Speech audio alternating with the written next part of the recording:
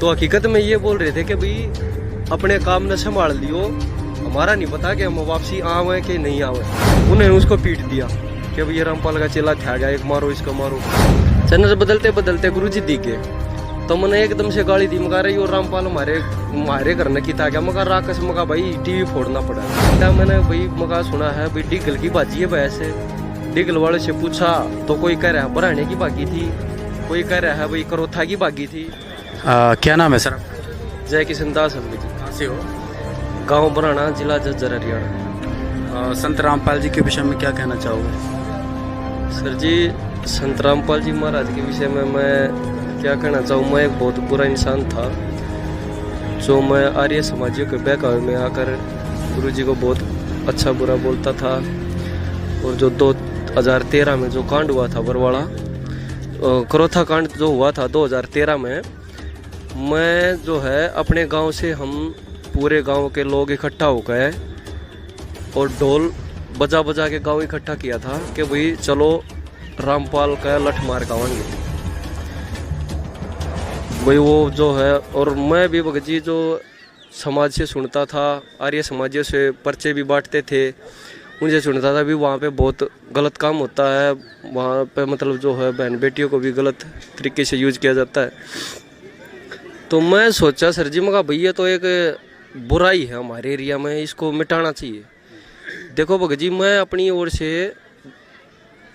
से ठीक था कि भाई ये यहाँ पे इतना गलत काम जो हो रहा है तो समाज का साथ देना ज़रूरी है और ये बुराई यहाँ से ख़त्म करनी है।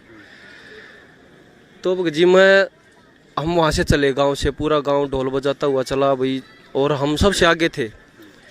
और डिगल में से ये भी बोलते जा रहे थे, जब रोड के ऊपर से जा रहे थे औरतें निकल के आ रही थी देखने के लिए क्या हो रहा है क्या हो रहा है। तो हकीकत में ये बोल रहे थे कि भाई अपने काम न संभाल लियो, हमारा नहीं पता कि हम वापसी आवे कि नहीं आवे। मतलब मरने के लिए तैयार थे, बिल्कुल जान देने के लिए तैयार कि भाई ये यहाँ से रामपाल को हटाना है, चाहे जान जाओ चाहे कुछ भी हो। तो भगत जी डिगल में जा लिए, जब कुछ डिगल वासी भी हमारे साथ हो लिए जत्थे में कि भाई चलो भाई, जब बराना है पूरा उठ के आ गया, तुम पीछे क्यों रहो।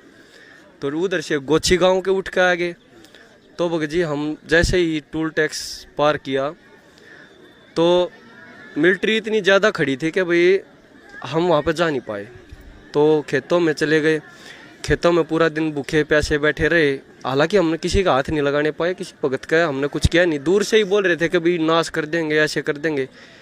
और भक्तों को देख भी रहे थे हम दूर से कि भाई हाथ जोड़ते आ रहे हैं और भाई बसों में बैठ रहे हैं। फिर भी सोचे यार भाई ठीक है, जो कुछ हो गया, अपना शाम को वापसी आने लग गए। तो हमारे गांव का ही, हमारे पड़ोस का ये भगत था, तो वो डिगल बस स्टैंड पे मिल गया। मैं थोड़ा पीछे रह रहा था, जो हमारे साथ थे बंदे, हमारे बिल्कुल रिलेटिव जो साथ में गए हुए थे, उन्होंने उसको पीट दिया कि अब ये रामपाल का चेला था गया, एक मारो इसको मारो। तो पीट दिया भगत जी। हालांकि वो बहुत अच्छा लड़का नेचर का है। फिर मेरा न्यू दुख सा भी आया, मैं कहा यार लड़का तो सीधा था, गलत पीट दिया।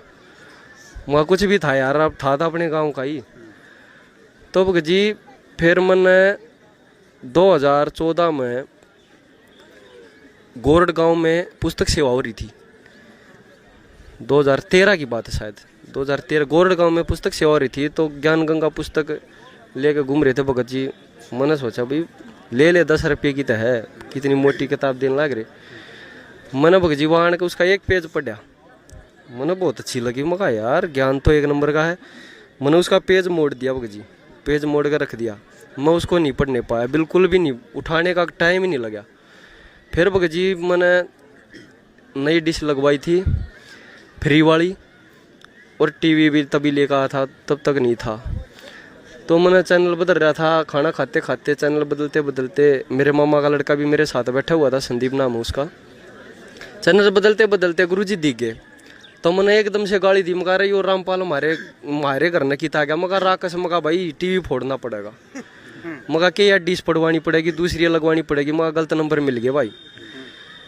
तो भगत जी मेरे मन में परमात्मा ने प्रेरणा करी अंदर से कि भाई सुनते ले, दुनिया ने क्यों कर बहका रहा है भाई, कोई तो बात होगी, इतनी दुनिया ने बका रहा है, तू सुनकर तो देख ले। फिर भगत जी उस दिन वो 7:40 पे आता था जब सत्संग, 8:40 तक, तो मैं लगभग 8:30 बजे देखने लगा था। तो मैंने उस दिन 10 मिनट का देखा। भगत जी गीता पढ़ा रहे थे गुरु जी के भाई साथ में देगा 12 से 15 श्लोक, रजगुण ब्रह्मा सतगुण विष्णु तमगुण शिव जी की भक्ति करने वाले राक्षस स्वभाव को धारण किए वह मनुष्य में नीच दूषित कर्म करने वाले मूढ़ गवार लोग होते हैं।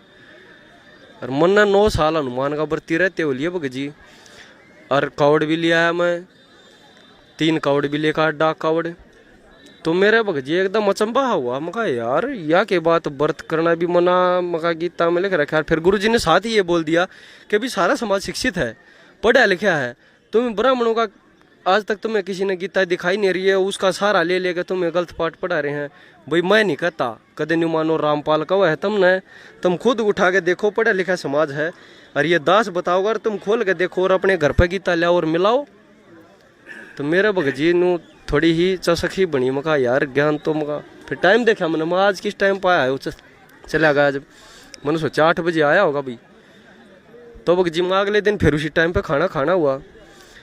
मैंने भगत जी फिर अगले दिन 8:15 बजे ही चला। फिर तीसरे दिन और सुनने लगा, मेरी माँ बोली रामपाल बनेगा के? मगा माँ ऐसा है, बुरा इंसान भी कुछ न कुछ सीख दे है। हालांकि मैंने अपने आप को बुरा तब तक नहीं मानना था, मैं अपने आप को बहुत अच्छा समझ रहा था। तो ये समझा भाई अच्छे इंसान के गुण हो, बुरे से भी कुछ न कुछ सीख ले, तो हमें हो सकता है इससे भी कुछ सीखने को मिल जाए। तो भगत जी मैंने 1 हफ्ता सत्संग सुना, गुरु जी का सत्संग सुना। मैंने प्रमाण देखे, गीता देखी, परमात्मा ने चारों वेद सब कुछ उठा के दिखा दिया।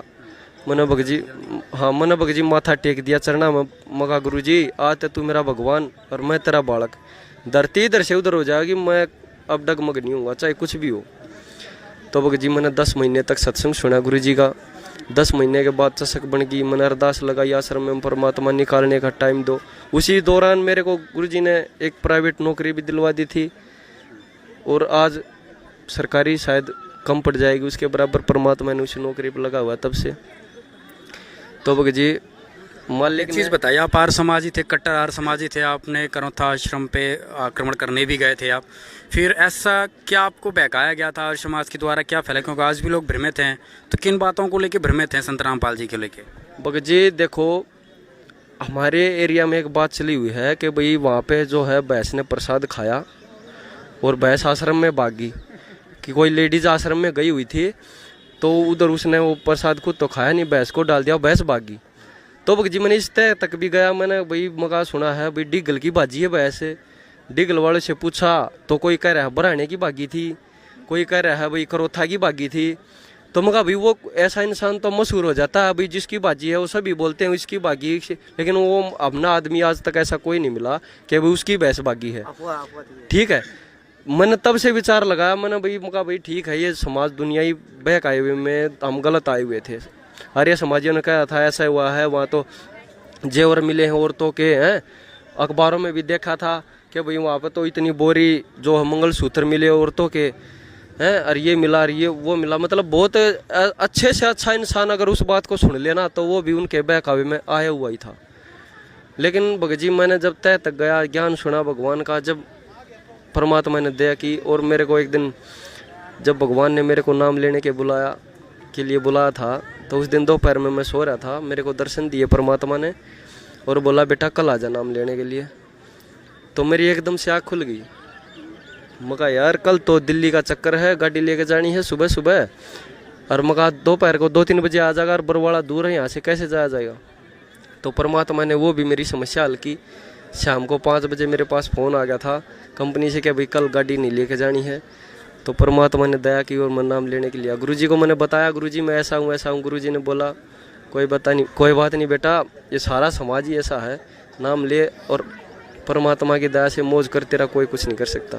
बंदी छोड़ सद्गुरु रामपाल जी महाराज की।